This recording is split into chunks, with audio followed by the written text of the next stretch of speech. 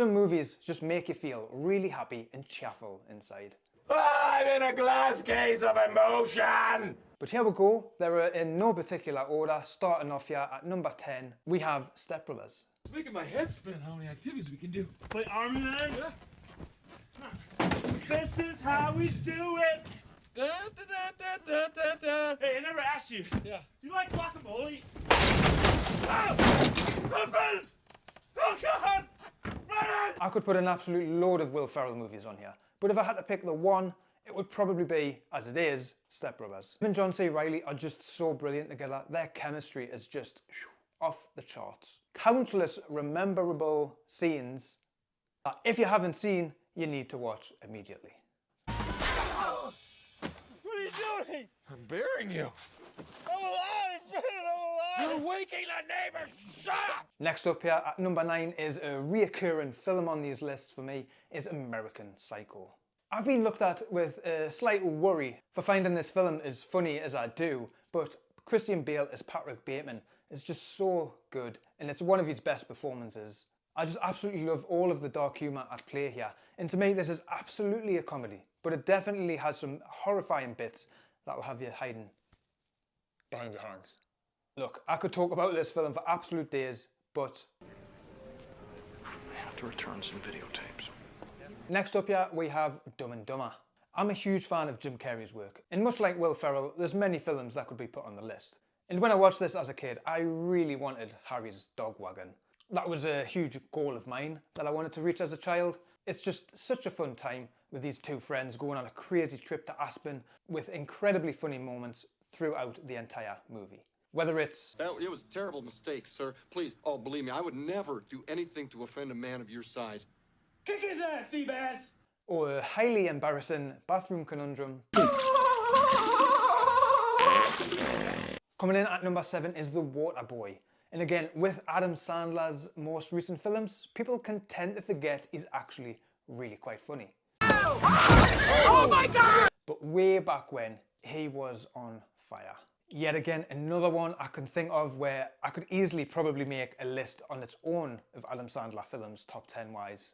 And if that's something you'd be interested in, do actually let us know down in the comments. I can do that. It's a fair point that it's a product of its time, and if someone was watching it now for the very first time, they'd be a bit mortified, but I disagree. I still think this is just some really good, dumb fun. Changing it up here for you serious fans, we've got The Office. Now it's a little bit weird as I do prefer the American one. I'm just such a huge fan of Steve Carell.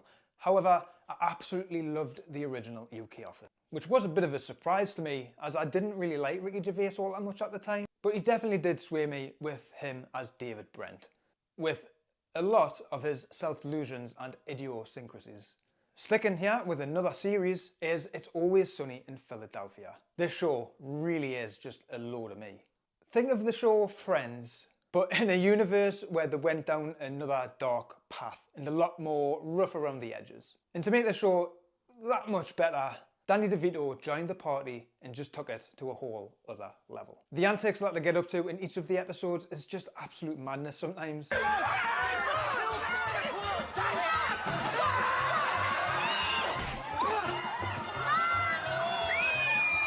And if you are into this kind of comedy, it'll just have you laughing every minute of the way. Number 4, we've got Planes, Trains and Automobiles. Again, with two absolute comedic legends, Steve Martin and John Candy. The laughs just keep on coming in this personality mismatch.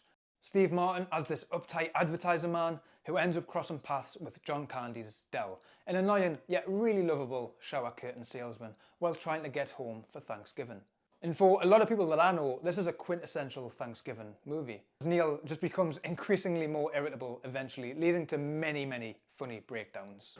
I want a car right now. Make sure this year is the year of Planes, Trains and Automobiles. At number 3, See No Evil, Hear No Evil. One of a few movies starring Richard Pryor and Gene Wilder together, and in my opinion, the best. He reads lips, you're talking too fast. Was there or wasn't there a woman? Fuzzy Wuzzy was a woman? A deaf and blind man are framed for a murder, with the deaf man seeing the killer and the blind man hearing the killer. It is just an absolute delight all the time seeing these on screen. Okay, number 2, we have The Big Lebowski. The Big Lebowski from the Coen brothers is subtly hilarious and is almost so relaxed and crazy at times, you may actually think you're in the middle of a crazy dream.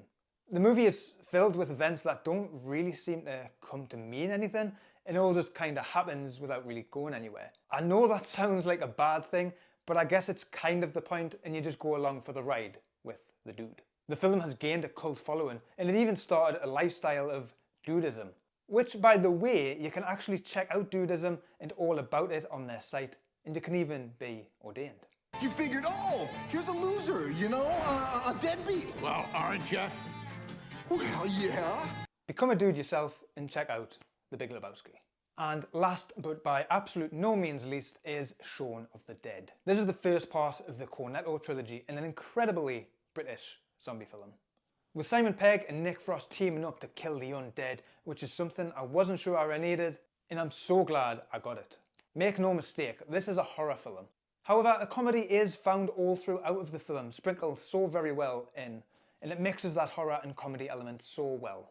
Whether it's Shaun and Ed being so oblivious to a zombie apocalypse happening and going on, and singing a rendition of White Lines with the undead himself,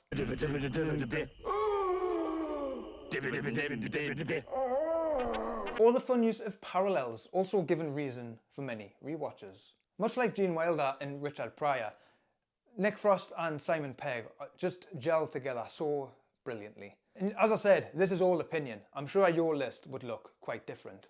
And why not leave your lists down there? So thank you all for stopping by, and I'll see you in the next one. Countless rememberable, countless rememberable, countless rememberable, countless rememberable, rememberable, countless rememberable, countless rememberable scenes